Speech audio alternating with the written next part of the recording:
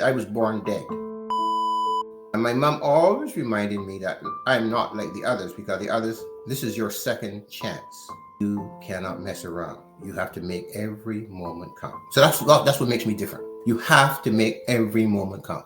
Right? So that's the memory that's the thing that drove me to when other people were doing other things. I'm like, nope, it's my second chance. You didn't have this experience. You don't. It doesn't matter to you. What is the biggest challenge you had to overcome in your life? After I went divorced and bankrupt, I realized a little voice said to me, and I had a chronic back pain. A little voice said to me, "You neglected your grandma. You thought she was dumb. Now, in order to get rid of your back pain, you go open your home and teach what you know every Monday evening. And as soon as you do this, your back pain will disappear within 24 hours." And it did. But those teachings was the gift. And it was based on what the foundation was based on my grandma and the village. That was for me. Not trained by a whole bunch of wonderful teachers, but my grandma is the core of everything I'm doing.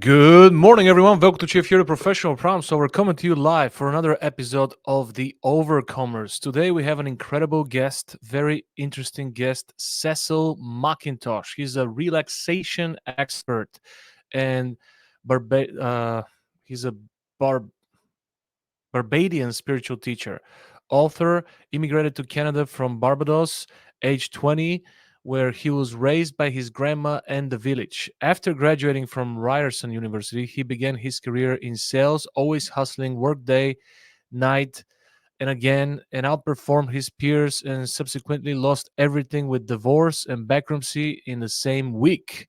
His bankruptcy set him on a quest to find clarity and see problems through new eyes. He followed this guidance and has since helped countless people with getting off the hustle, the hamster wheel, as we all know it, and be in their flow state, at peace and free of worry. Ambitious entrepreneurs hire me to get them off the hustle. That's what Cecil says. The hamster wheel is terrible for you. You need to get off it as soon as possible. If you want to reach your full potential without any burnouts, you need to get a hold of Cecil. Because they're sick and tired of inconsistent cash flow, being the best kept secret and lacking the impact they're desiring, all these entrepreneurs and people who want to live a stress-free life are impacted by his wisdom and guidance. So he helps them dissolve their desires, makes the impact their desire, and have time to be with dear ones. The bottom line is he guarantees six-figure income. So without further ado, I'd like to introduce you to my friend Cecil Mcintosh. Welcome. Thank you. How are you feeling today? I am misbehaving. Misbehaving? So let me tell you, we've had conversation in the past, and I was really wowed by your approach. And on Christmas, actually midnight at 12:24, I had a God moment, and I just heard clearly, "You must be present. There's nothing else besides the present moment. Yeah. You must finally get this." So it was 12:24 on December 24th, and it was for like a minute.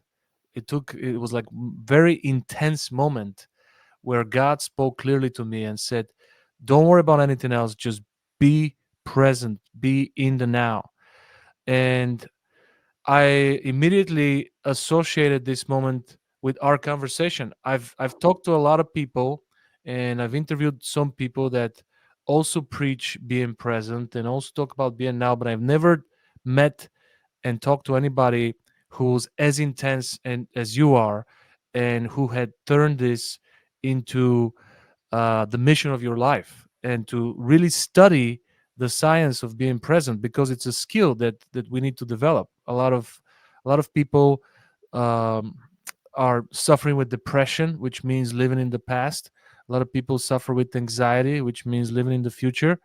And the people who have mastered what you're teaching usually are always smiling, they're always grateful, they're always enjoying life, and they're moving with a very easy flow.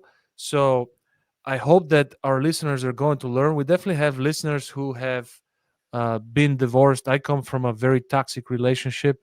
In our personal conversation, I shared a little bit with you, and separation. And I've also been broke a few times, especially with my journey as an entrepreneur. So I can learn from you a lot. And I know we have so many people that are going through relationship crisis and financial crisis that are stuck. And we hope that with your personal story, you're going to help them be unstuck. So thank you for accepting my invite, You're welcome. Cecil.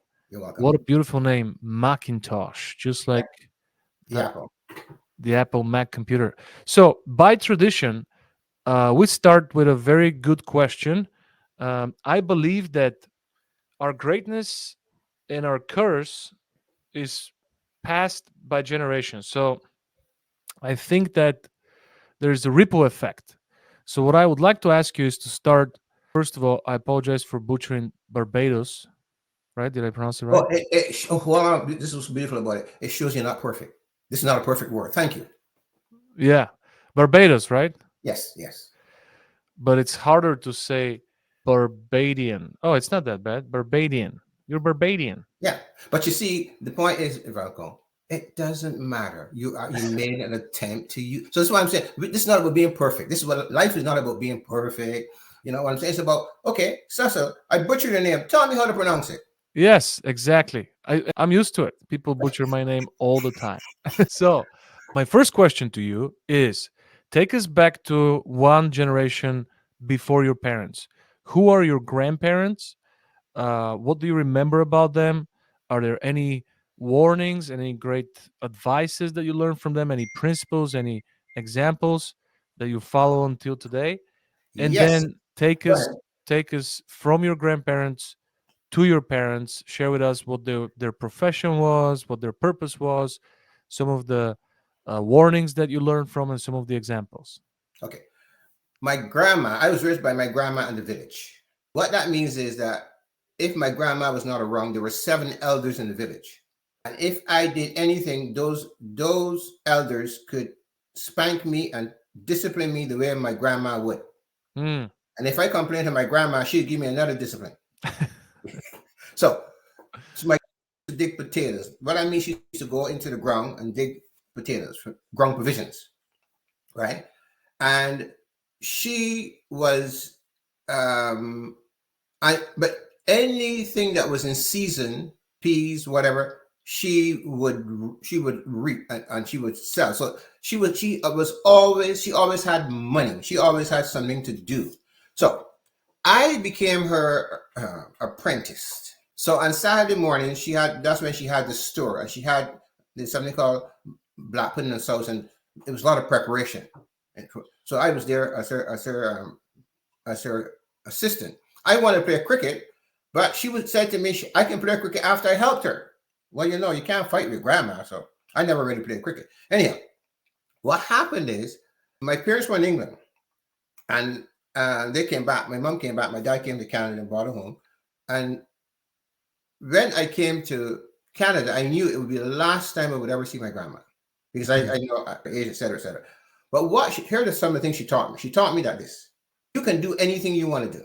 Nobody can stop you. Secondly, if you get knocked down, get back up, but don't get back up the way you got knocked down. Get back up, find an answer, a lesson, and make sure you don't get knocked down 3 times with the same thing. Be diligent, right? And perhaps the most important as far as entrepreneurs is concerned is money is not all there is to life. There is family and there's all these other things that really matter. However, when I came to Canada, I went to university. And when I went to university, at the time when I went to university, I was also the last year I was president of the Student Society at Ryerson. Before you go there, Okay. um, do you remember your grandpa? Yes. And Yeah. and are you getting there? My grandpa was a carpenter, and what happened is he actually built our house. We had our own house, right? But one day he was up in the scaffolds, and it wasn't nailed down properly, or whatever, and he fell and hurt his back. So he couldn't do too much of anything after that. But he was as a matter of fact, a story about him. He sent me to the sea. And he says, "Go get me a bottle of water from the sea." So when he says, "Now when you go to the sea, I don't want you to get the water from the as you enter the water. I want you to go way out in the sea and give me the water." So I said, "Okay." So I went way out because I trust him, right? So when he came back, he asked me. He was very good at facial, if you're lying or not, right? So he says, "Okay, give me the water. How far did you go?" I said, "Way out." He says, "Okay, you're good." But what somebody told me is that he could pick up if I only went at the beginning, got it and brought it back. And another story my mom told me is that he sent my mom to the store to get a jug of rum, small jug of rum. So she told me when she came back, he says, "Come here, my dear, come closer." He checked her breath to see if she had a sip of it. So he was sharp as a tack, right? So that was a story about him. So That's the husband of the grandma who raised you, yeah, your mother's parents. yeah. What about on your dad's side? My dad, I didn't know my dad. I think he was kind of orphanish type of thing. I'm not too sure. I never met his mom or dad. Never knew your dad or his parents. I never knew my dad's parents. Mm. But my dad, he was a printer, and he was very good at what he did. He went to England for his fame and fortune, and also he was very good when I was much younger. He wanted me to, like, in Barbados. There's you have to pass a certain exam to get into the elite schools. Yeah. I couldn't pass that exam. I didn't know anything about passing that exam. I was a runner. I was damn good at running, right? And I was one of the best. And I had the prettiest girl in the girls' school. It was boys' school and girls' school. But that's what I did. He was mad with me because I could never pass the exam. My brother had a photographic memory. He got in. My sister had a memory. He got. And I'm like, but what I discovered that some children are they later begin to learn. They don't learn at that stage. Right. So I said to myself, well, my brother has a photographic memory. My sister had something. Welcome. I was scared of what I had because I know that everybody had to get something, right? But as a young kid, I was so scared because I may say, if they got something, I got to get something. And this is the gift. The gift, what I'm teaching today is what I had, but I was afraid of it. I just knew because people treated me differently. Things happened differently. And I got a lot of flack because people responded to me. I didn't know what I was doing. And then I realized, oh, this is the gift I have. But I was scared. I thought it was too big for me. I couldn't handle it. So that was my mom was a seamstress. So one story I learned from her is one day she would sew. She's in the village, so she would sew. So when one day they wouldn't pay. They would come, get the material and never pay. I said, "Mom, this has got to stop." Mom said, "Yeah, it's got to stop." So it's Christmas Eve. This lady comes and she says, "I want my dress tonight." And my mom said, "Yeah, I want my money now." I was surprised.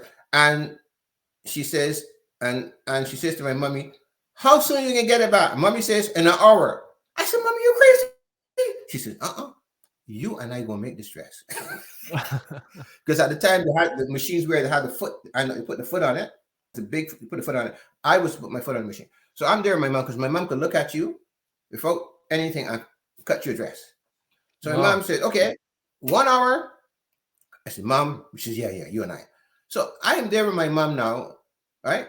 Put my foot on the pedal. So when I put my foot, the machine would go and she would, "Velcro?" I fell asleep. I get one stop across my head. She said, "Wake up. We got to make this money here." And my mom delivered within an hour. And I'm like, wow. So she was very good at what she did. So you grew up in Barbados, and how was your childhood like? I was raised by the village. So what I meant, my parents were in England. Just think of that. My parents had gone to England. I'm raised by my grandma. And what was beautiful about it is that these 10 elders, when my grandma was out early and she left at 5 o'clock in the morning, she'd get back at 6 o'clock in the evening. But these elders were there all the time to support me. Mm-hmm. So, for example, I had one lady, she says, "Look, I'm going to help you negotiate around these people because she's that lady, she's very churchy. She goes to church. You cannot swear around her. This lady here, if you want to know anything about having a girlfriend, you go talk to her. And this lady over here, if you ever have your pants, anything needs to be sewn, you go talk to her." And she says, "No, you can tell me anything." So she kind of guided me around how to maneuver, because if I did anything, they all could punish me, spank me. I had a wonderful I had these people all around me. So as a matter of fact, to me, I cherish the elderly because of that. It's important. It makes you humble from an early age. Yeah. When you know there's going to be consequences, discipline is good for a child. Yep. So, what is the first conscious moment when you realized you're alive? How old were you? What is your first memory? Well, I'm not too sure what the first memory was, but I'll tell you a quick story. I was born a blue baby. What that means is I was born dead. And my mom always reminded me that I'm not like the others, because the others, this is your second chance. You cannot mess around. You have to make every moment count. So that's what makes me different, right? You have to make every moment count, right? So that's the memory, that's the thing that drove me to, when other people were doing other things, I'm like, nope, this is my second chance. You didn't have this experience. It doesn't matter to you, but it does matter to me. Everything I've done, I've done then, I'm doing now is like, no, got to do it now. Got to be in the moment. Got to deal with it right now, because it's important. Many people don't get a second chance. So if I get a second chance, I got to make my mom says, make it count. Yeah. So you started with a very strong sense of urgency. You approached life. Yeah. What was your first love? I lost you for a second. Yeah. You back? Yeah, I'm back. My question was about your first love. Oh, I was remember I told you I was not the brightest. One of my buddies said, "Cecil, you're not pretty, you're not smart, but damn it, you got the prettiest girl there is in the school." Because I was a 100-yard dash runner. I remember, I'm disciplined. Nobody could beat me. It was a boys' school and girls' school, so I had the prettiest girl in the girls' school. Mm. And everybody knew about this relationship. Like everybody in the school knew about this relationship. It was not hidden, right? So, and she and I had an amazing relationship. As a matter of fact, she and I are friends up to today. And we made a pact that we would always connect with each other and talk to each other. I don't talk to her often, but if I talk to her, you believe that we've been talking for the last, but we have that connection, beautiful, amazing connection. Wow. And her values were, her mom didn't like me. Her mom hated me because everybody knew about me. So the mom knew about me too, right? Mom hated me. But we had I remember one time we went to, in those days, there isn't too much you can do, because relationship like that, because everybody knew me, I can talk to her parents. But one day they went on a picnic, and when they came back, we didn't get much time together. All you got time to do was hold hands in those days. We used to go to church. You hold the hand, you have the hand, it's beautiful, right? So when they went to a picnic, and I was there, and the girls knew that her uncle was coming. So just imagine now, we are at the back of the line, and it's the front of the line. So the girls jammed up the front of the line, right? They jam it up. So when the uncle is coming, he can't get through. He's pushing and he's pushing. So they say, "You better go." And I'm in the back now, so get my little kiss, right? And they're jamming up the front, and then all of a sudden now, it's like everything opened up. He walks right up, and I'm minding my own business. So it was fabulous. It was a wonderful relationship. And what about the teenage years? Was that during the teenage years? Yeah, she's my girlfriend right through till I left. How did you move to Canada? Remember, my parents were in England. Okay. And my dad came to Canada to buy a home, because he said there's no point having they're in England, we in Barbados, no family. He came to Canada and bought a home. My mom came back and spent a year with us to get to know us. And she brought us to Canada. So when we came, we already had a house, and he was already here. You reunited with your dad? Yes. Yeah. Beautiful. And how old were you when you went to Canada? 20. 20? So you went to school. What happened after? I went to Ryerson, and I was president of the Business Student Society in the last year. And the dean of business, my responsibility was any students that came, my main responsibility was to make sure that they get acclimatized to whoever the culture they were in. So I did my job. And the dean of business and the president of Ryerson it was the summers they called me and said, Cecil, I want to talk to you. What are you going to do when you graduate? I said, when I graduate, I'm going to get a job in selling. And two white men says to me in unison, they're going to hire you, pay you less than fire you. I'm like, what? They say, yep. And they did. Right? But I was working permanent part-time while at the university, because while one day my buddies were all in accounting, I was the only buddy in marketing. I hear them, Cecil, you're black. I said, yeah, so what? Do you know if you can sell? This is North America. I said, no. So I went out and I went to a clothing store and I said to them, look, I'm getting heck from my buddies. They say they don't know if I can sell, et cetera, et cetera. I'm going to work for you and I'm going to do the best job I can do. I just need to get a job. So I don't have no experience. I don't have anything. Can you help me? The guy said, yeah, go see this guy down the road. He's setting up a shop.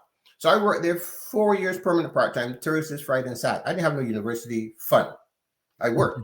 So when they said to me about I wouldn't be able to make it in sales, I was selling clothing to presidents and vice presidents. And they're saying to me, when you go out into sales, go on commission. So I already knew that. But when they said what they said, it shook me up because they never expected to shake me up. And I remember the voice of my grandma says, don't bother. They don't know where you're coming from. You can do anything you want to do. So that's when I went on then, and I had my issues, but I overcome all the issues that were presented to me. And for 15 years, I made over 6 figures on a steady basis. And how did you meet your wife? I had known my first wife and second wife. Well, I start with the first one, I guess. I knew my first wife from Barbados when I was a teacher. We had a group. There were 4 girls that I used to flirt with, right? And they all knew that. But so she came to Canada. You were flirting with all 4 of them? Yeah, they knew that. It was like we were flirting, right? But there was nothing serious about any one of them, right? Mm-hmm. But this particular one, I guess she had a little edge. So it happens that she came to Canada. Oh. So I connected with her and we got married. But we also got divorced. But how? You just connected with her and you got married? I connected to her and and then I got married. But what happened was, we got divorced, and like everything else, the other 3 girlfriends knew I got divorced, right? Small world. So I went back to Barbados now, and I said, well, I got to talk to all these other 3 girlfriends now. The first one told me what a fool I was and gave me all the evidence to support it. And I said, dig me a hole and cover me up. Second one said, you are a damn fool. And she gave me more evidence. And I'm like, she said, you can take any one of us. What do you take her for? And I'm like, no, give me another hole again. And then the third one, oh my goodness, she laid into me and she told me more and more. She says, remember when you did this? I remember when this happened. And I remember everything they said to me. Didn't you notice? What's the matter with you? So they all recognized the mistake I made. So what I did learn from that, though, is that in a relationship, this is something I developed. You must have 4 values. Right? Now, the 4 values are something that you got to work on to find out what they're about. They're your values. And these are the things that you have to have. So when you want to have a relationship, the person must meet all those values. So when the person meets those values, it means that 90% of the issues that 90% of the he's going to bring, that person is going to bring 90% of what you want, and 10% you have to deal with it. But what that means is, for example, I have a client, I work with her, and she didn't know salt from cinnamon. And when she got married, the values, her partner was a cook, a chef. So all the things that she wanted, he filled in that blank. Yeah. So the values that I work with, because of my error, that's a mistake I made, right? I didn't go through the values. Otherwise it was spotted. But the beautiful thing about it is that you get the values and the person brings all the things that you don't want to do in your life, the person brings. Share with us the 4 values, please. No, it's not, it's personal. Oh, it's personal? Because what happened is I have to work with you individually to find out what problems you've had, right? To add that to the values. Because if you had a problem before, we got to make sure that whatever negative was turned to positive and add it to you, give it to you. So then you have the 4 values. So for example, when I work with you and you have the 4 values, here's the beautiful thing about it. You don't have to go anywhere. The person have to come find you. So let me give you a quick example. Vanessa, my dance teacher, she could never find a partner. So anyhow, I said, okay, my turn. So I work with her for the 4 values. And she says to me, what do I do now? I said, listen, shut up, sit down and observe. You've been working, you know me better now. 2 days later, she got a text message. 7 days later, she brought the gentleman home. Her mom loved him. She never loved anybody. And the dog loved him. 7 months later, they got married. Hmm. And now she has I think her daughter is 5 years old. But when her daughter was ready to be christened, right? She phones me up and says, my daughter needs to be christened. I said, excuse me? I'm not a pastor. She says, I didn't ask you your business. I'm telling you, I have some forms here. I'm going to sign them, and you're going to christen my daughter. I love your energy, and this is what I want.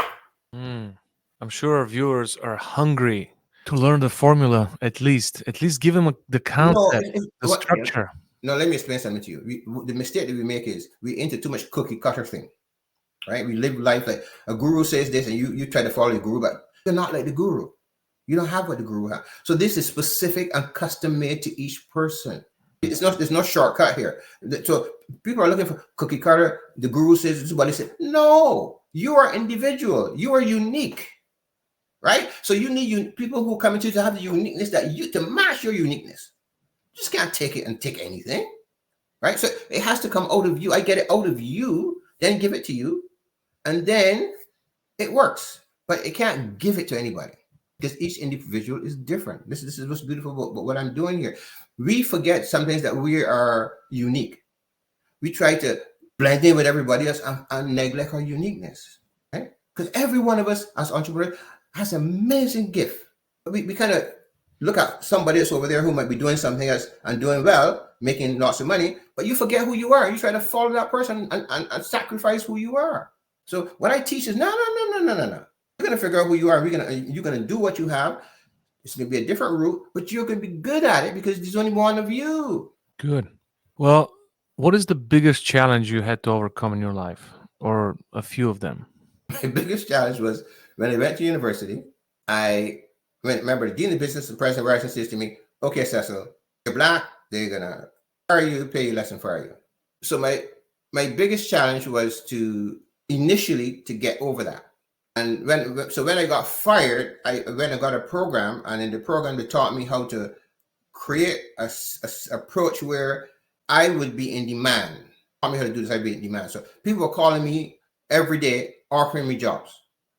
Right. That was my biggest challenge to get over that. And then after that, after I got the job, then the mistake I made was I said my grandma didn't go to university. I'm not going to listen to anything she taught me because she did not go to university. And after I went divorced and bankrupt, I realized a little voice said to me, and I had a chronic back pain. A little voice said to me, you neglected your grandma. You thought she was dumb. Now, in order to get rid of your back pain, you go open your home and teach what you know every Monday evening. And as soon as you do this, your back pain will disappear within 24 hours. And it did. But that teaching has morphed into 30 years of what I teach now. I didn't know what I was teaching. Remember I said I had a gift before I didn't know what it was? But those teachings was the gift. And it was based on what the foundation was based on my grandma and the village. That was from me. And I'm trained by a whole bunch of wonderful teachers, but my grandma is the core of everything I'm doing. The spirituality was there. The business aspect was there. That's where I learned. How would you formulate your gift in few words? What exactly is your gift? Entrepreneurs is to let you know that you can be free. Let me explain that carefully. Because I teach non-duality. What non-duality means that we're not two, we're only one.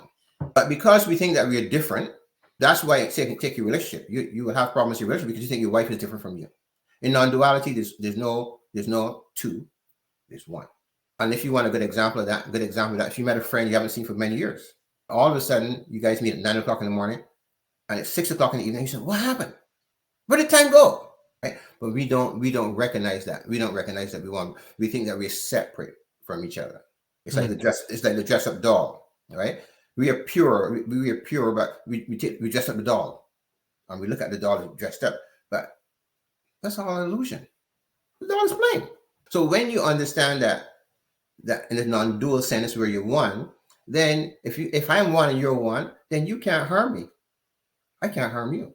I can't be angry at you because I'm angry at myself. The problem with that is for entrepreneurs is that we are so busy being busy and we have a desire to make money. Put my hand up here.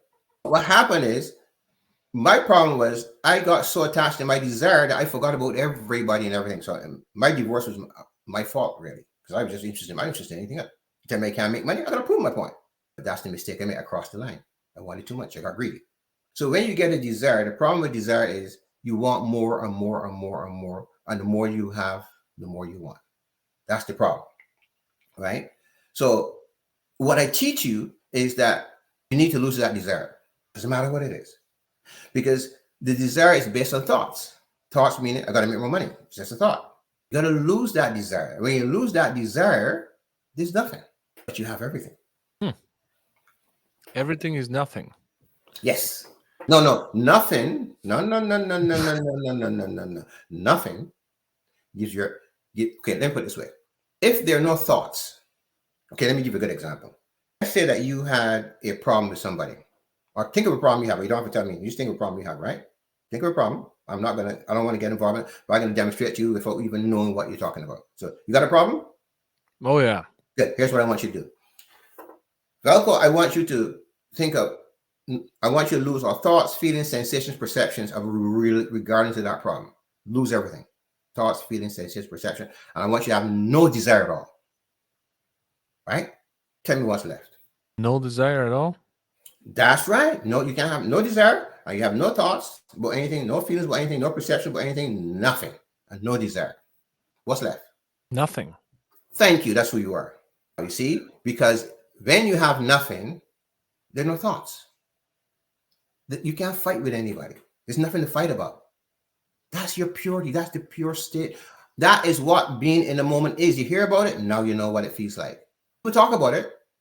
It's right in the books, but most people don't know how to explain it to you. Especially entrepreneurs. Oh my goodness, we are the worst. We want to go and change the world, but then we get caught up. We go home, we have problems fighting our relationship. We kids, our in-laws, outlaws. You might say, well, Cecil, that's not related to business. It is, because when you are supposed to be out in your business, doing your business, those thoughts about all these issues you have are running up here, that which nobody can't see. And it makes you broke. Because instead of working on your work, you're worrying about, oh, my in-law is this. My wife did this to me. All of these things are happening, but as entrepreneurs, we don't talk about that because nobody encourages us to talk about it because they haven't been there. Well, I'm telling you that, like, all my clients I've worked with make lots of money. Cool. I don't talk about money. It's irrelevant. All I did is get this stuff, get the thoughts out of here into nothing. The money's there. That's the magic of what I do. So sorry, go ahead. I mean, we live in an economical world, so Go ahead. especially now, Good. things are getting expensive, and Right. people are thinking, yeah, of course, this sounds great, but it could be a little irresponsible not to Okay. about money. I mean, as fathers, we're providers. Good. So let me answer your question. I can't wait to answer this question. Right? Think of it this way. Two ways of looking at life. There's the way which I'm talking about, which you say, okay, so that doesn't work. What I'm saying to you is when you understand non-duality, everything in life is still going to happen the way it's happening. Nothing changes. It's just the way you approach life changes. But you're going to set your goals, right? Let's talk about business now. You're going to set your goals. You're going to do all the things you need to do. But what are you going to do when you set your goals? You're not going to keep on touching the goals. Set them and leave it. That's the secret. When a farmer plants his or her crop, they don't go and dig up the plant to see if it's germinating. They leave it alone. explain that concept to me. Set it or leave it. Does it mean that we write them down? However you do it. You just decide what you want, right? That's you do your planning the way you do your planning, right? But without taking any action, how are we going to achieve? No. You do what you need to do, and you do everything you normally would do. You do, right? You set your goals and do all the activities you need to get to your goals. Okay. But you don't go through life thinking, "Oh, I did I'm going into the past or the future saying, oh, is this going to happen? What's going to happen if you stay in the present moment? You do what you have to do, right? But everything in life is still happening. You're making love to your wife. You're doing this. You're doing that. You're going to the kids. You're playing soccer. All that's still happening. But you're doing it from a wholly different perspective. So let me give you a better example. Because, okay, two sides of the street. Over here, Velcro's on this side. And on this side over here, they're fighting and shooting, and the ambulance is over there, and there's killings and all kind of stuff. Over here, I'm on the other side of the street. The guy who's creating out, or lady who's creating all this mischief comes over on my side, have a drink of beer with me. We have a little chit chat. Then he goes back over there and starts shooting people again. Because on my side, it can't happen. He knows it can't happen because there's nothing over there to attract him to it. So what it is, to explain it to you, is that we think we're separate, and while the consciousness is not separate, it's just one. We all one. But because consciousness cannot exist, consciousness has no shape, no form, no identity. So it can't really exist in the real world. So it has to sacrifice a part of itself to function over here. So when we function over here, we think that over here is consciousness. It's not. It's just a way for us for consciousness to function. So what happened is, it's like dress up doll. Consciousness is the plain doll. But we come over on this side now, and we become the dress up doll. We put everything on. Then we think that we are in charge because we are all dressed up, right? But the reality is that no, that's only an illusion, because the real you has no shape, no form, no dress up, no nothing. Okay, let me give you a better example. Let me give you a better example. You go to the movies, right? You watch the movie. Now there's shooting, there's fire, right? Shooting fire, and there's water. Say a dam breaks in the movie. Shooting fire and water. Tell me something, Velcro. When the movie is over, is there any bullets in the screen? Is there any water dripping off the screen? Is the screen on fire? No. Screen is the screen. That's who you are. Cannot be touched. We don't know that. But that's a perfect example. We live in an illusion. We don't know that. Now, so here's where it's beautiful. When you understand where I'm coming from. So Velcro has this organization, right? He understands the principle. So if he understands the principle, guess what's going to happen? He has to make sure that everybody around him become involved in it.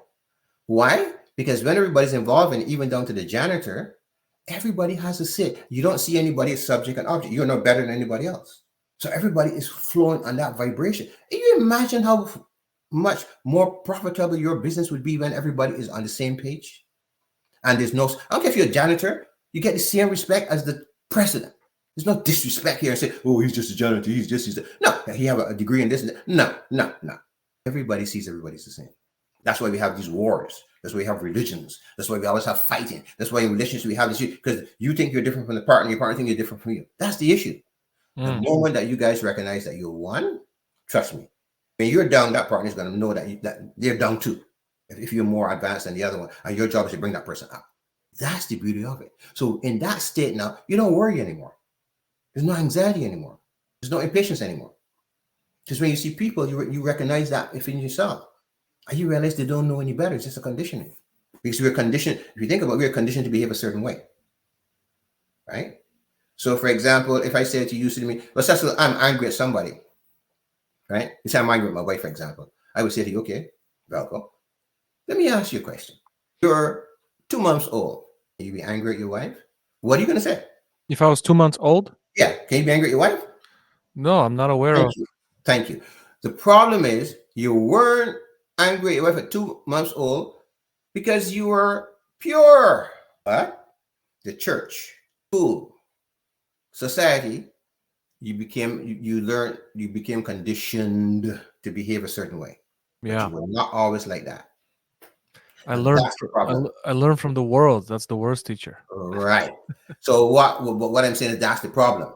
So you don't know. So every time you have a hiccup, every time you have a problem, it's like God saying to you, the problem is to teach you to come back to who you are, to the real you. But we don't know that because we're so busy making money. We want to go make more. We keep on going. So we don't know how to stop. So to put it simply, here's the biggest problem entrepreneurs have. I might say, relax. You know how to relax. But the problem with relaxation is this. We're going to the red light in our head. As entrepreneurs, we never stop. Even when you're playing soccer, you're going through a red light. Even while we're going through a red light. The secret is to pause. Think about it. Most times you get upset because you're not pausing. Yeah. Right? Now, the pause is the secret.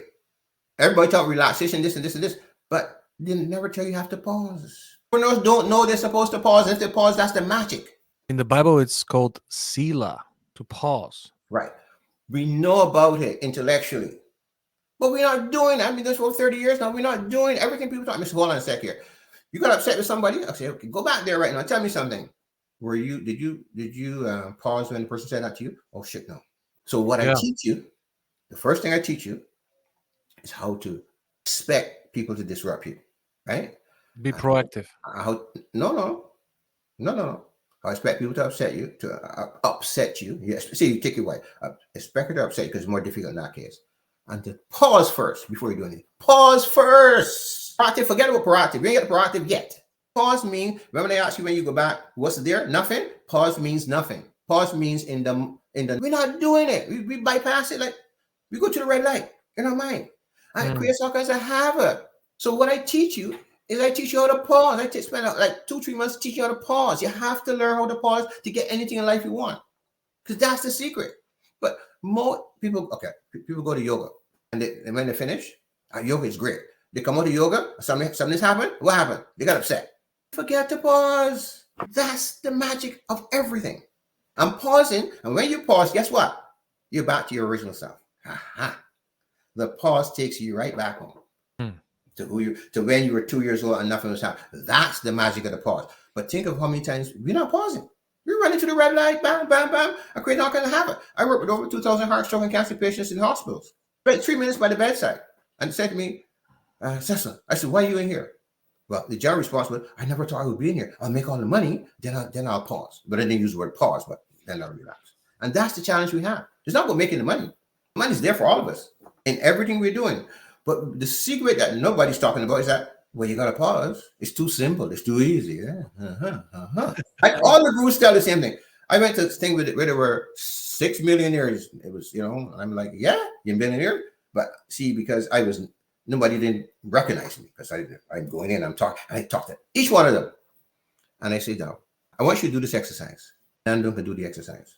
Trying to get them to pause. One guy says, okay, it's not working outside. Let's go inside. I says, good. It's not working outside. Let's go back outside. I said, good.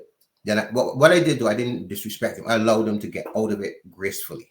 My test was one to realize if they knew what the heck we're talking about. But they were neglecting the pause because this stuff is never taught anywhere, especially to entrepreneurs. So we don't know we're not doing it.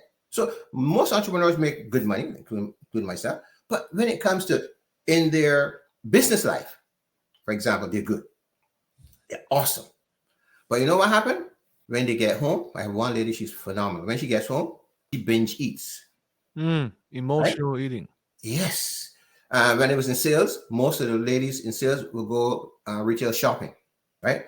Because that's how they relax. That's how they bring themselves. They drink, they smoke. That's what people do. So what we do is we have a crutch. So anytime that we have a problem, we go to our crutch. So if you say to me, Cecil, I play soccer, I say it doesn't work. Because what I teach you is you need to have something that doesn't matter where you are, you can use it. And I'm going to give it to you, and I'm going to share it with you if you're open for that. A simple exercise. There's nothing more that I want right now. Okay, good. So I want you to think of an issue. Don't want to know what the issue is. I'm interested. I love working like this. Who cares? Let me know when you got the issue. Think of an issue. I got it. Now I want you to go back in time, Velcro, to when you were having a wonderful time. Doesn't matter how old you were. Okay. Good. Now watch my hand. When I bring my hand, can you see my hand? When I bring my hand down, don't do anything yet. You're going to breathe in. And then when I bring it down, you're going to breathe out. Okay? So ready? Breathe in. Hold it. Slowly, slowly, slowly, slowly, slowly, let it out. Breathe in. Hold it. Slowly, slowly, slowly, slowly, let it out. Breathe in. Hold it. Slowly, slowly, let it out. Where's the problem now? Falco, where's the problem? It's still here. Okay. Good. No, that's okay. So let's go. I wasn't very certain on the moment of joy. I didn't really attach to the moment of joy. I had a moment. Okay. I need a more significant. I just realized that I need a more significant moment of joy. But hold on a second. Let's make it simple. It's birth for your son or daughter. Simple. Yeah. You get as an entrepreneur, you get to go to big, simple things. Birth of your daughter, first kiss with your wife. Simple things.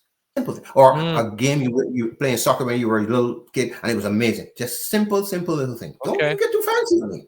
I was trying to get too fancy, right? It's like a bunch of events were competing. Was that? So it could be the birth of your daughter. Okay. So you want to do it over again? Sure, let's do it again. Yeah. So just find the example, and I want you to experience the example. Let me know when you're ready. Ready? Yeah. Okay. Okay. Now, I bring my hand in. You breathe in. Hold it. Slowly, slowly, slowly let it out. Take your time. Take it. Breathe in. Hold it. Slowly, slowly, slowly, slowly let it out. Breathe in. Hold it. Slowly, slowly, slowly, slowly. Where's the problem? Now it's gone. Thank you. That's the pause I'm talking about. That's what nobody's doing. Not most people. 98% of people are doing. Now, so let's assume that you're doing the pause. You understand the pause, right? Here's the problem. The problem is because we have these desires, we're never satisfied. So we want more and more and more.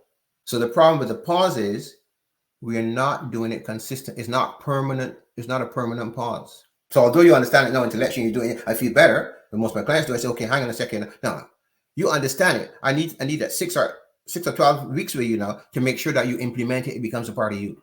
If I give it to you, you walk away. So what? Next 5 minutes, you forget what I teach you. So with me, you need to 6, 8, 12 weeks. I'm going to check you and make sure in your life that when it comes up, you're going to deal with it. So it becomes you because you don't remember this exercise do with you. When you get up 10 minutes, you forget about it, right? Because it's so easy and it's not a habit.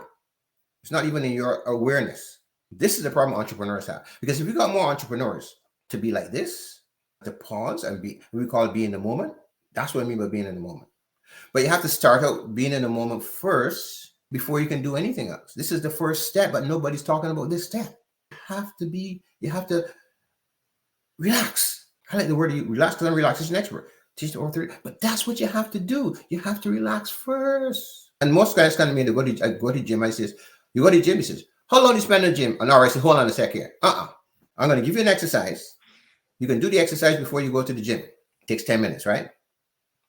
Now, when you get to the gym, use the exercise. Now, here's what's going to happen. Most people go to the gym to loosen up, and then they exercise. Repeat myself. Most people go to the gym, and they go to loosen up, and then they do the gym. I say, no. You go into the gym already loosened up. Muscles are supple. Soccer is the same thing. You play soccer, you do this exercise before you go. Are you nice, relaxed? When you get out there, you will not stretch. You not. It's very unlikely you will pull a muscle because you're supple. If you have to stretch or do anything like that, but you can take it. But if you go to soccer and you don't stretch or you don't stretch properly or you don't breathe properly. How many breaths do you think it takes? Because you did it with 3 breaths now. So sometimes a couple of minutes or. And I teach you exactly what I just teach you what you do. Listen, remember, let me give you another piece here, Velcro. Remember, I was in sales. And I say, as a black man, there's no way I was going to survive. So let me get this straight, right?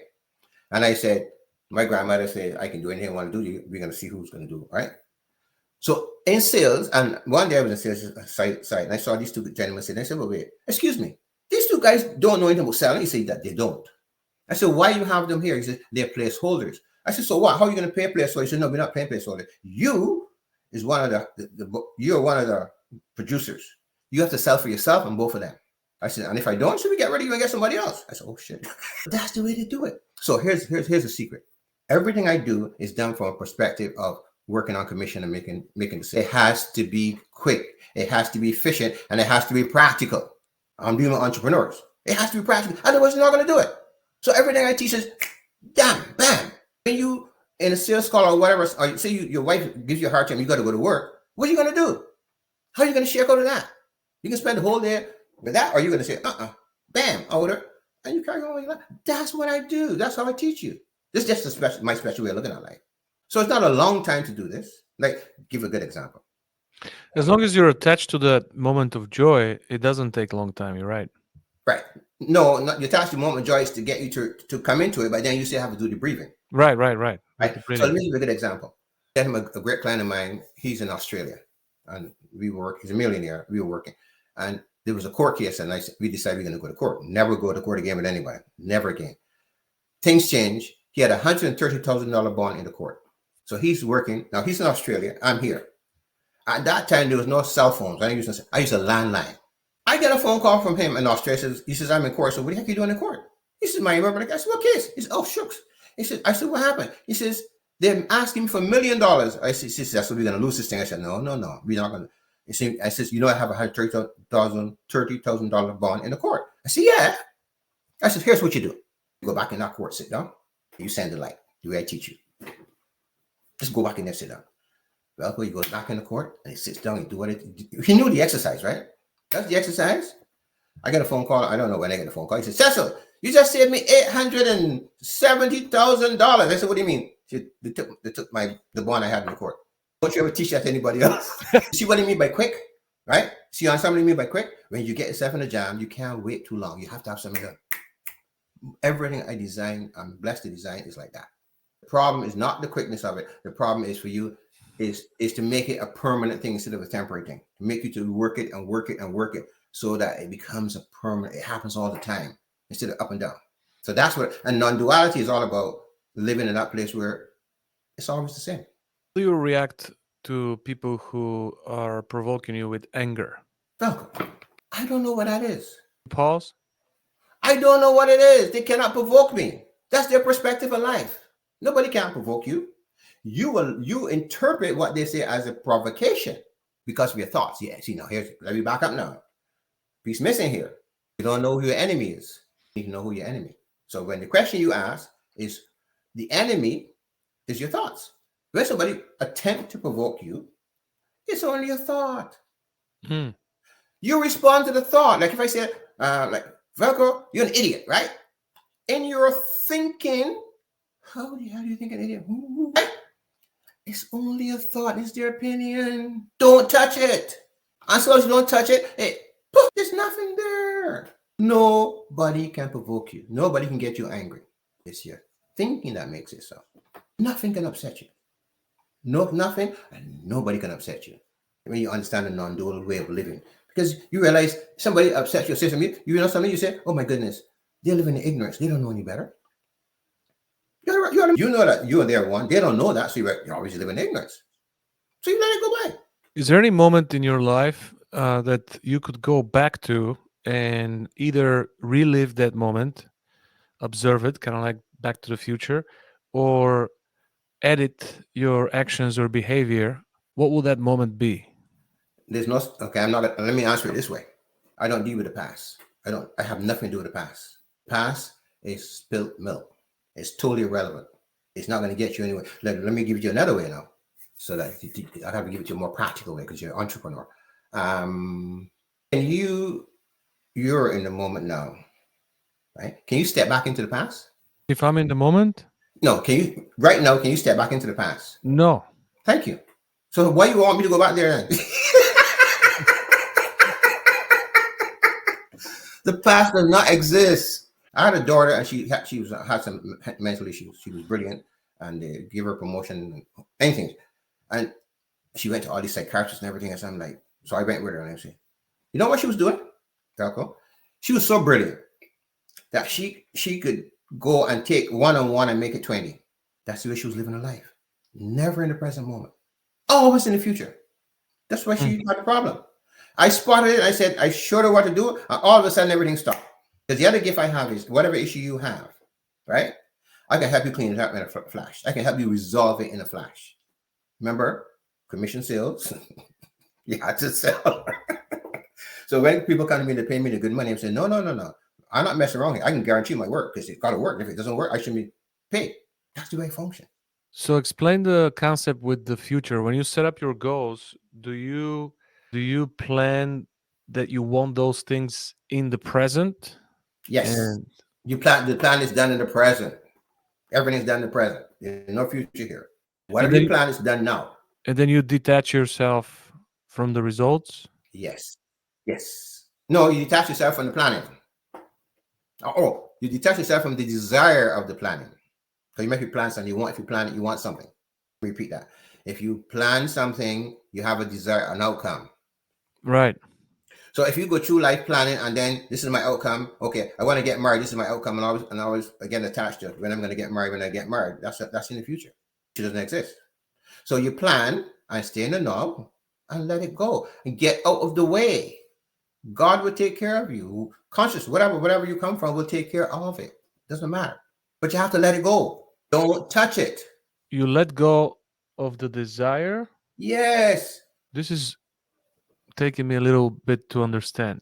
Okay, stop. Let me explain it to you this way. So you have a desire to let me see, what's a good example? So you have a desire to score 2 goals, soccer, or score a goal. I don't care what it is, right? That's the desire. But when you get onto that pitch, soccer field, you play the game.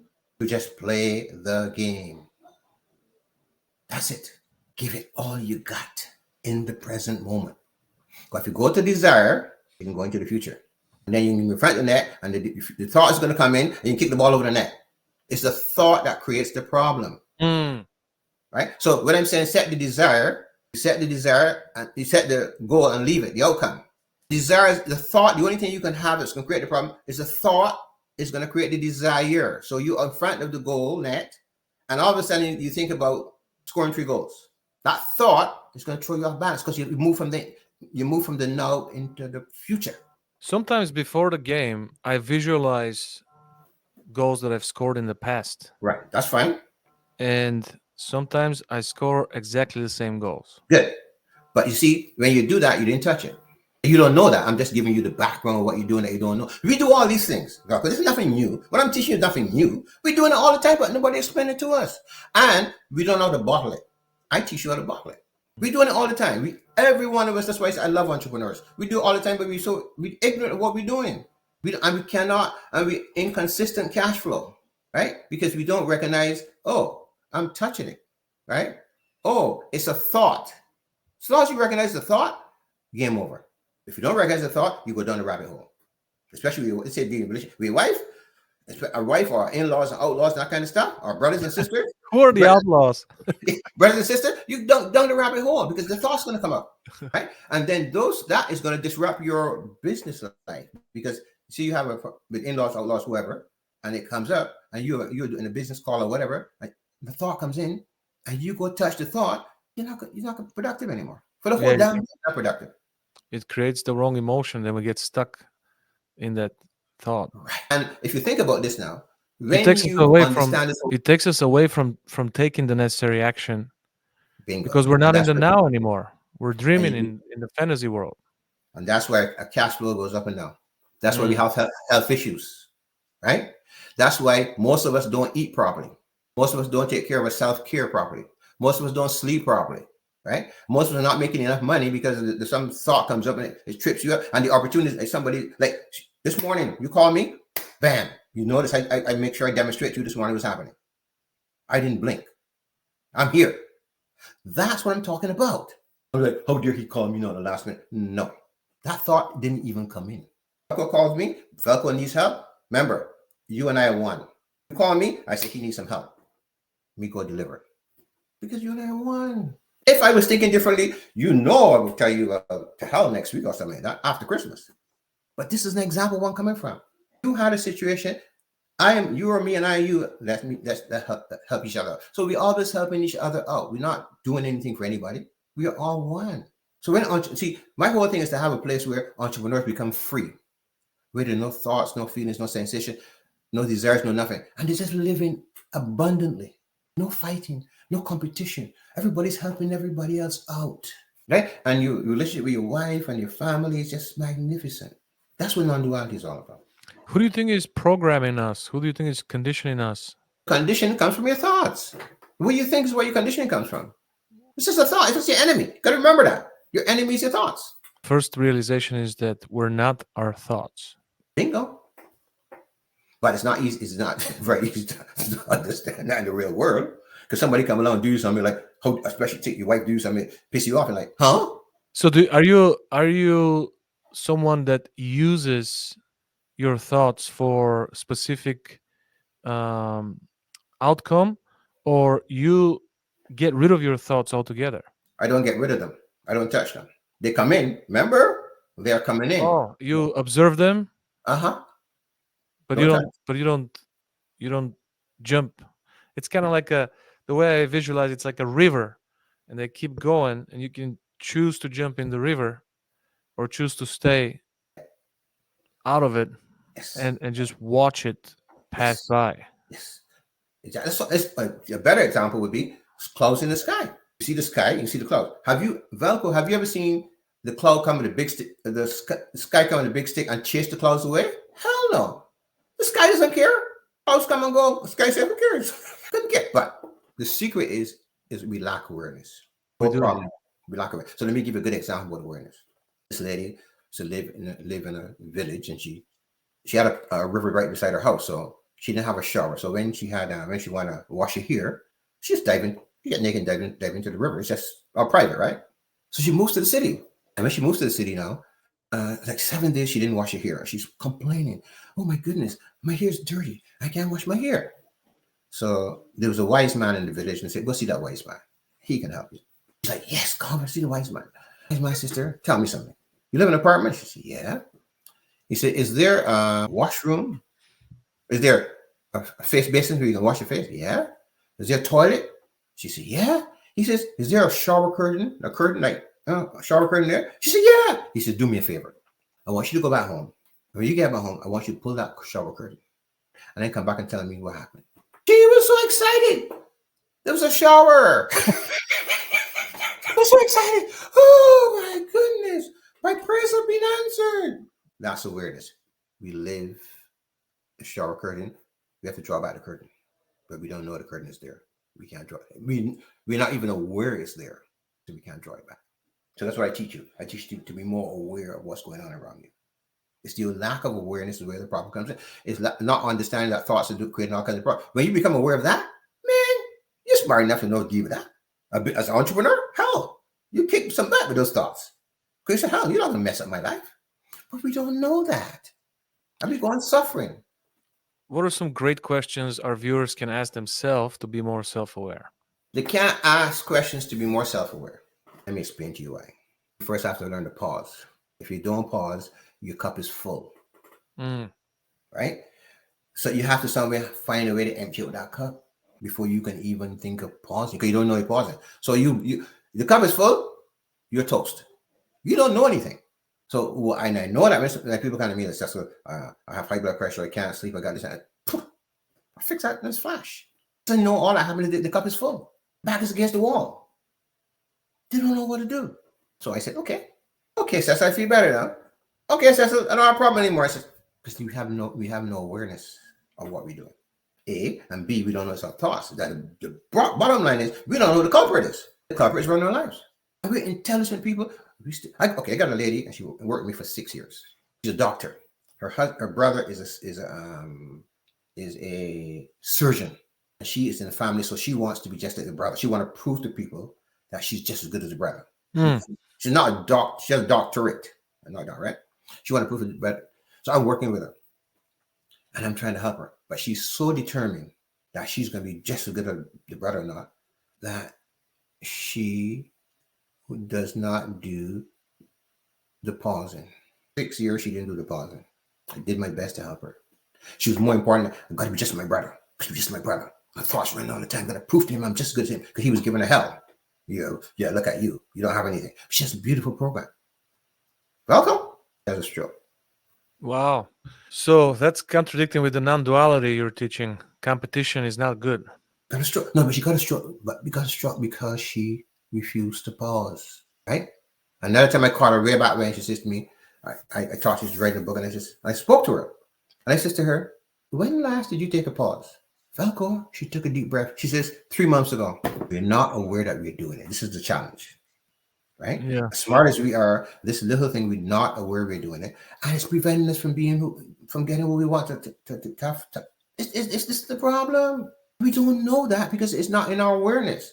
And you can't force it into your awareness because you have to stop for it. But entrepreneurs, we never stop.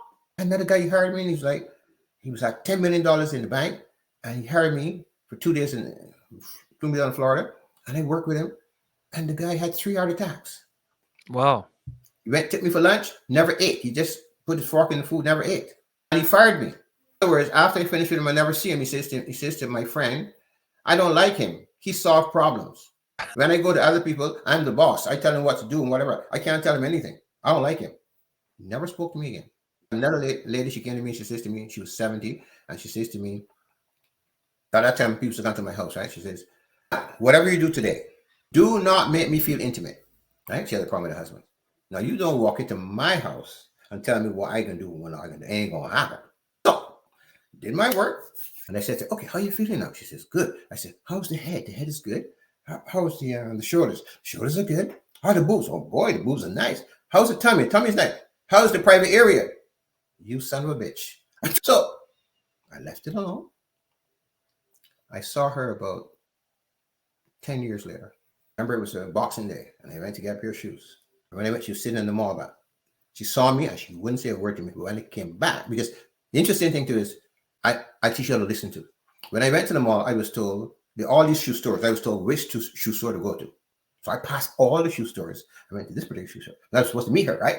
So I went by, came back. When I came back, now I'm facing her now. I said, okay, hi, Cecil. I said, how you doing? She said, I'm recovering. I said, I had cancer. I said, what kind of cancer? Some cancer in her stomach. And I smiled. She had cancer because she was fighting with her husband. Is it one of the biggest misconceptions that we have, the need for control when we're not in control? Yes. Yeah. But remember, it's the ego. The ego. The ego and the ego and thoughts. The egos will run the show. The egos will runs everything. And you say, well, I have a bigger house than him, or it's the ego running everything. That's why we fight. I'm better than you. I don't want to support you. So in non-duality, there's no competition. We support each other. We jump. When somebody says something, you jump for them. That's the way it's supposed to be. Yeah. Right? But we don't know that as entrepreneurs because we think, I got to get better than you, I got to fasten you, I got to buy the bigger car than you. No, I've had fancy cars, I lost everything. So I know what that's all about. So it doesn't matter anymore.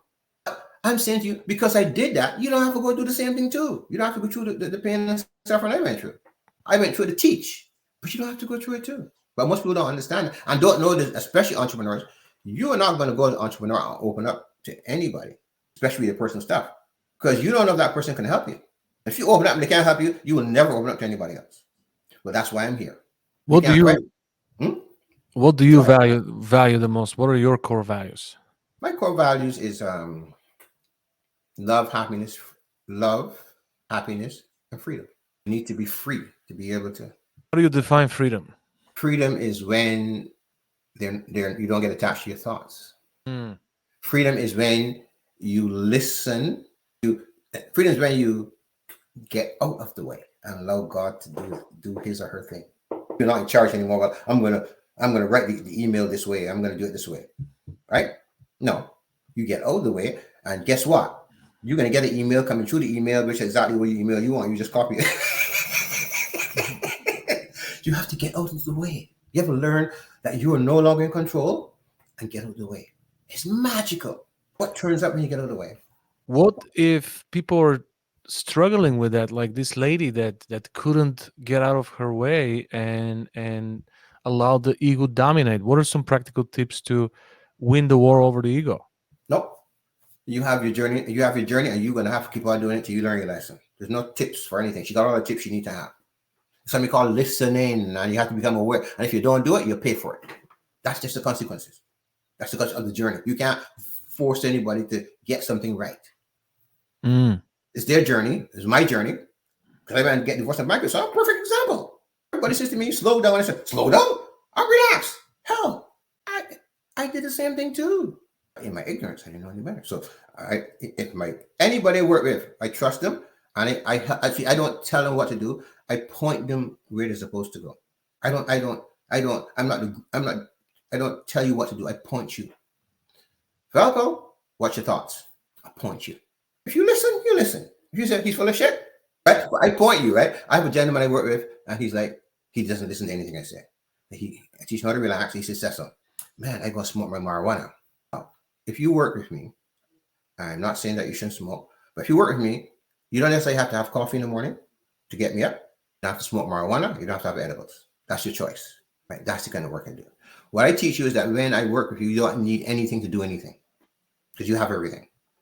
So I teach you how to get what you have within you so you don't need anything from anywhere. That's what I do, right? So that's all there is to it. I get you to find what's within you. That's why you said, well, your values. No, everybody's different. But I get you to find, I point you to what. Oh, sorry. The guy was saying to you, the edibles and this, and he says, he wouldn't listen when I speak to him. So if I have a call on Thursday and I speak to him, he wouldn't listen to me. Next Thursday, okay, Cecil, you know something?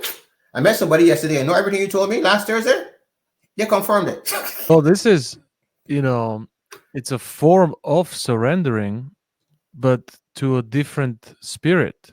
Because I used to drink, I used to smoke, and those spirits are taking over now. So instead of surrendering to God, you're surrendering to marijuana or surrendering to alcohol. So It's what I call a desire. That's where I'm coming it, from. it's It's it's a desire. artificial, it's artificial love. It's not real. So It's a desire. That's what I'm getting at. yeah, the artificial love works faster, but it also wears out faster. It's not permanent. It's not It's permanent. temporary. This is what I teach. This is non-duality.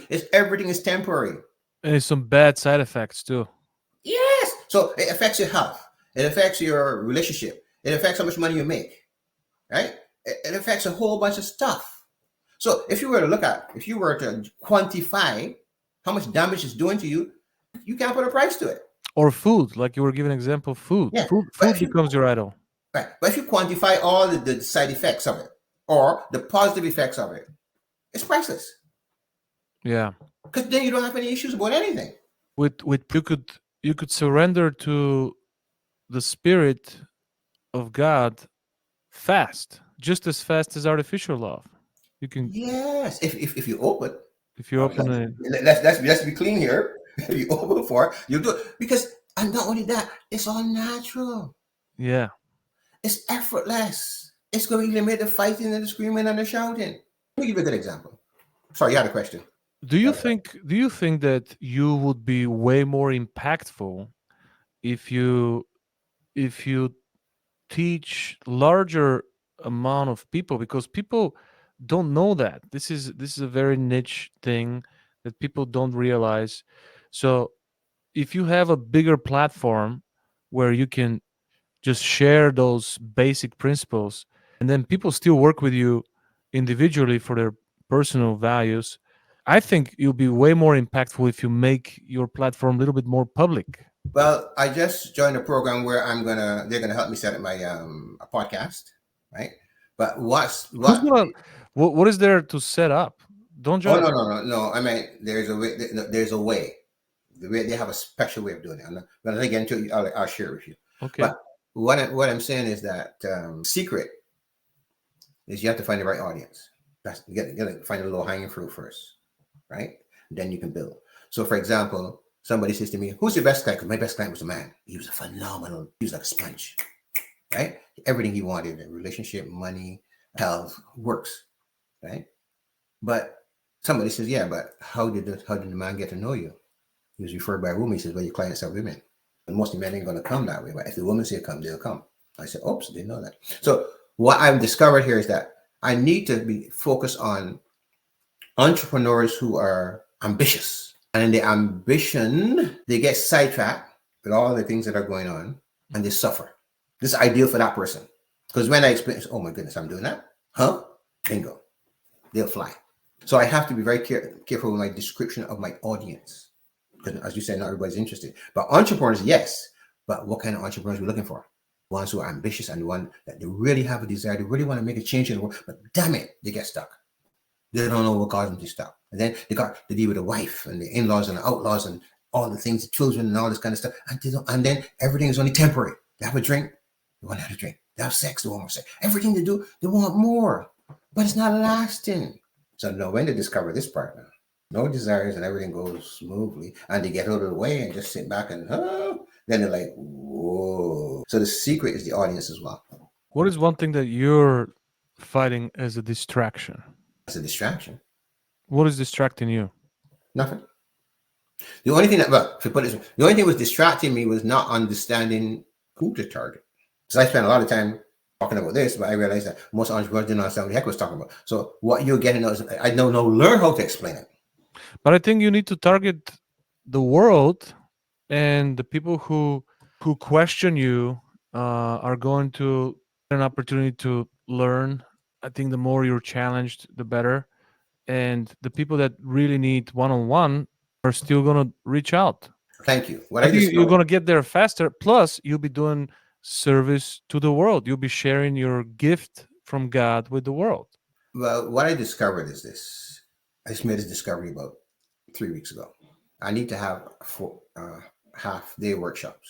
So we can In have you can have this kind of dialogue where people can ask questions and they can really understand it. in person or virtual? Virtual. Or their workshops, right? Where I can tell you, I can explain to you the whole system. The most important thing is that I'm talking about freedom, right? I explain to you why you need to be free, etc. Right? 4-hour workshops? Yeah. Why? Because then we can get into it. We can marinate into it. You can ask questions. You can get it. So even if you don't believe anything I'm saying, you get a chance to shift in that 4 hours. I think that, and you know, you can definitely test it out yourself. But I've been doing workshops, and 4 hours in person is very long. In for virtual, it's really hard to keep their attention for 4 hours. That's assuming you just said to me what I'm Yeah, going to I do. apologized. No. No, it's not a criticism. I questioned that too, but then I realized the problem I was having, nobody understood what the heck I was talking about. So if I set it up in the way I set it up, you're going to stay. Right? Because Okay. I'm going to give you the structure. I'm going to say, well, here's what I went through, and here are all the myths you have. Here are the beliefs you have, right? And here's what you can have, and then here are the exercises to solve the problem, right? So I'm saying that's what I find out that people I'm need. not I'm not saying it's impossible. And I think that people that have desire to learn are gonna stay. Like I could stay for a 12-hour workshop, Right. but people that don't know they want it or they need it yet, are gonna have challenge keeping them engaged. Well, thank you. The way I look at it is this, Velco. I only need to have 20 people on the workshop at a time that are interested, right? Keep it 20, 30, 15 that are serious about it, and it will grow. Try to have too many one initially, just to get the momentum going, and then then they will talk about it. But the secret is to those who are interested, like yourself, get them immersed in it, right? And then they will tell others, and it will grow. But this is what I discovered is for now at this particular moment is what I need to move this to where it needs to go to. How concerned you are with the world, with what's going on in the world? Do you catch yourself thinking about it? Nope, What's your prediction for? nope, nope. And let me tell you why. It's a very important question you ask, but you don't even know you asked the question. The problem we have as entrepreneurs, I'm talking entrepreneur to entrepreneur, is we were never taught to question ourselves. We always get caught up with everything outside of us, right? I'm teaching you forget about outside of you. I don't care about outside of you. You can't do anything about outside of you, but you can affect when you affect what's inside of you, you can affect the world. I flip it around the other way. I don't care what happens in the world.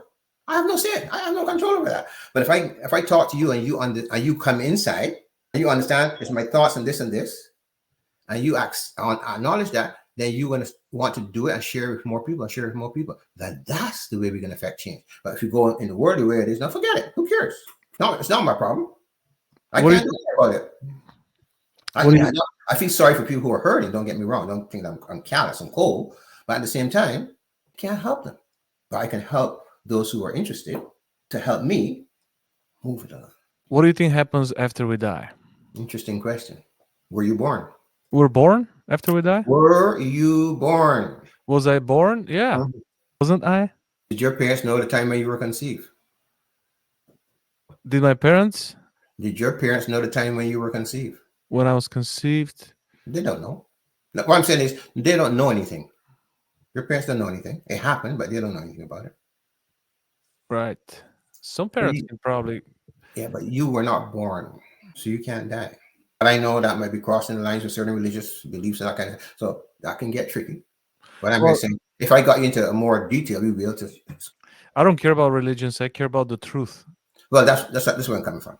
So you don't think we were ever born and we ever die?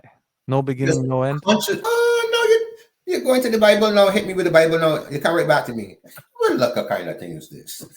You see what just happened? You see what just happened? You answer your own question, but you didn't believe it. You heard the words. So, Told you. so how do you describe the experience with life? What do you think is the purpose of life? on Earth Okay. in this human form? Consciousness is all there is. No shape, no form, no identity, no nothing. Right? But it cannot, in order for it to have it has to have a human context because it's have no shape, no form. It can't. It has to stay like that. So it has to surrender part of itself to be human. We call it the mind body. That's to surrender that, right? But that's only a part of it. That's not the real thing. But the mind body thinks that it's mind body is not a dress up doll, but the dress up doll thinks it's the real doll. So we have all these beliefs now, and we get all these beliefs from the conditioning saying, "Well, I'm it." No, no, you're not it, because you think you're separate from everybody else. Well, in reality, there's only one.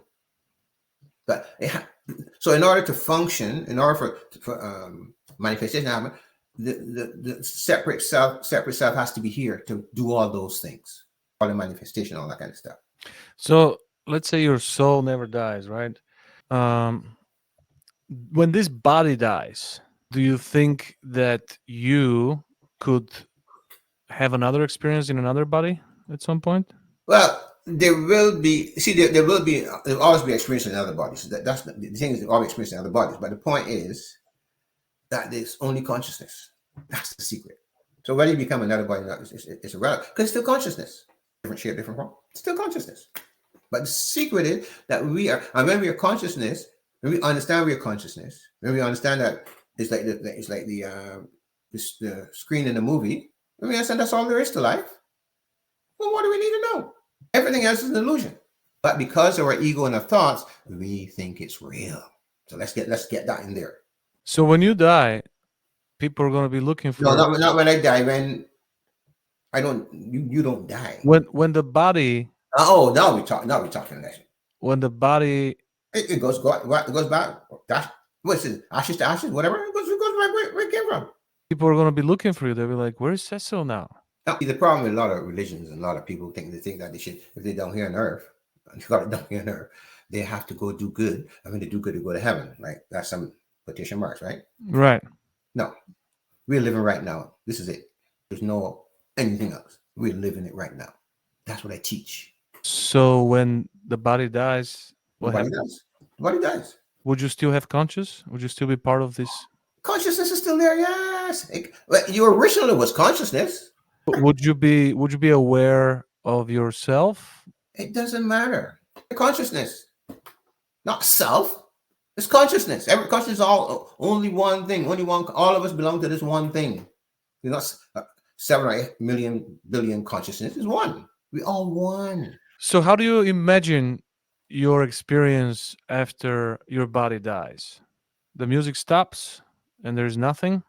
No, that's the body. What happens to your soul? Like what how do you describe It continues. That's conscious. This is consciousness. It continues.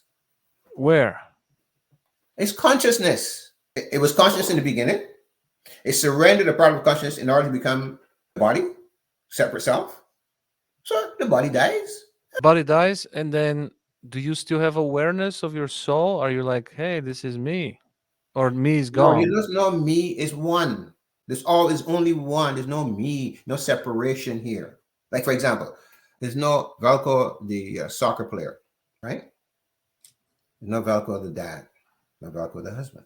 Just is. Do you believe that we would have experience in heaven and our souls are gonna unite again? Heaven is right here. This is consciousness. This is heaven. See, I say to people all the time, why is it that you all think that you can die and go to heaven? Where's heaven? Oh, it's up there. I said, and I depends who I'm talking, I keep my mouth shut. It's right here. There's nowhere to go. If you understand the non-dual aspect of it, we're living it now. We don't have to wait for anything. Because if you're waiting for anything, you're waiting for the future. Remember now, there's no future, right? So if you're telling me you're waiting to go somewhere, that's the future. The future don't exist. This is now. So what will be the experience with your soul when the body dies? The soul is consciousness. You're going to It's what mix it was in the beginning. It surrendered a part of itself to function in this world and manifest and create all these wonderful things. But then it goes back to where it was from the beginning. and what was it in the beginning then? Consciousness. No shape, no form, no identity, no age. Wasn't born, cannot die. That's what it was.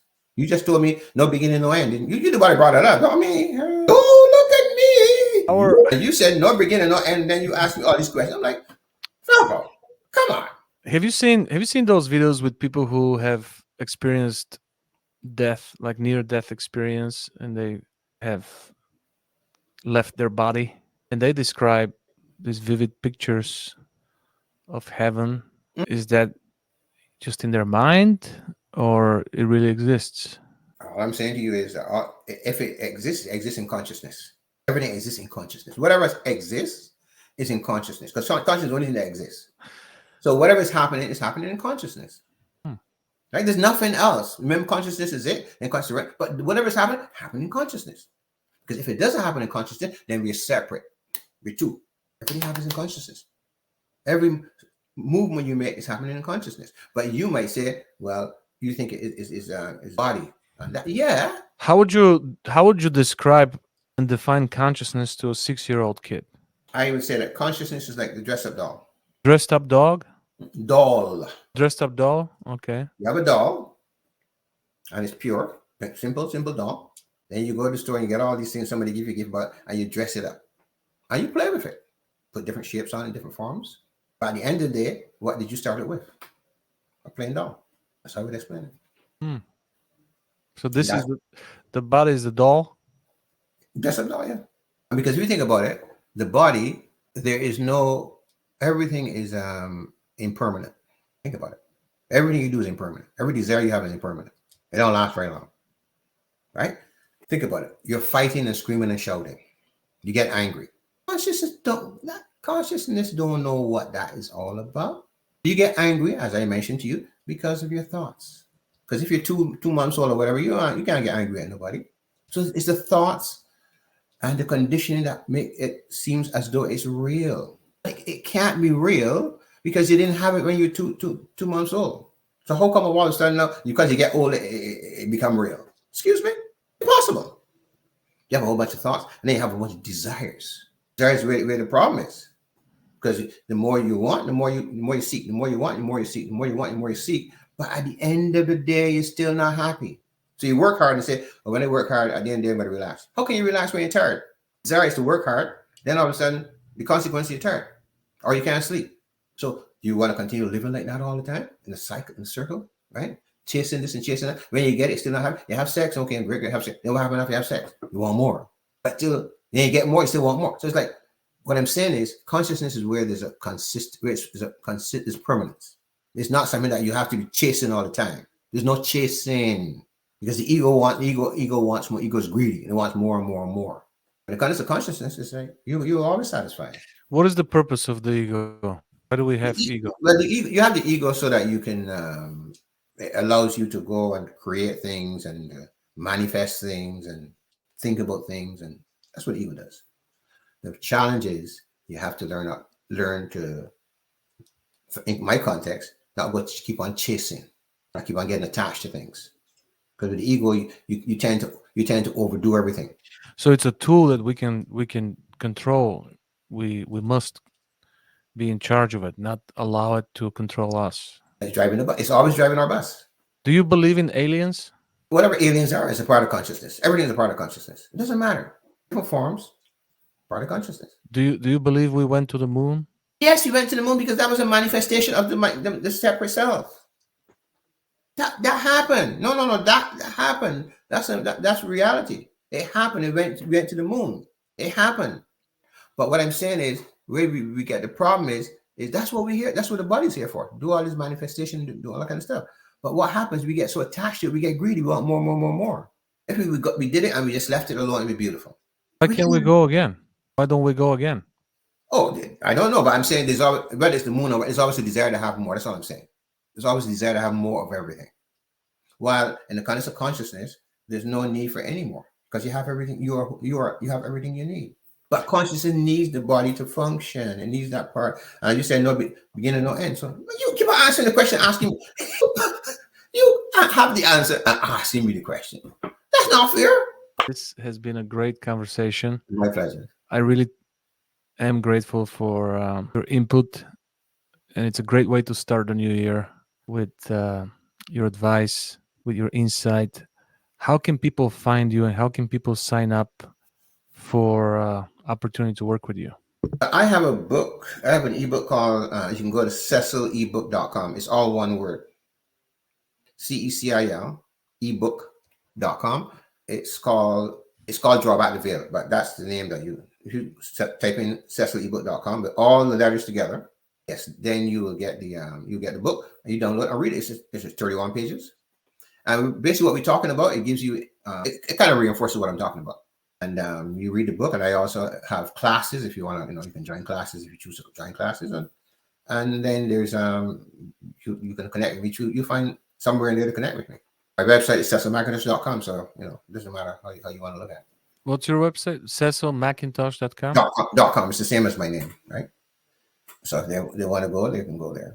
Cecil, any final words for viewers? Words of encouragement? Words of truth? Well, as entrepreneurs, I think that we need to become more aware, right? Nothing's going to happen because you're stuck in your blinkers on, right? So when you become more aware, the blinkers are going to move. Everything you want is there, but with the blinkers on, you can't see anything. So the first step is become aware. How you become aware? You have to learn to pause. Whatever issue you have, if you understand what pausing is all about, life becomes beautiful. It's that pause. All the other fancy stuff is great. But if you don't pause, nothing's going to happen. You're going to stay, the cup is full, and that's it. Okay. Because Thank you so much. Thanks for joining my us. pleasure. Make it a great day.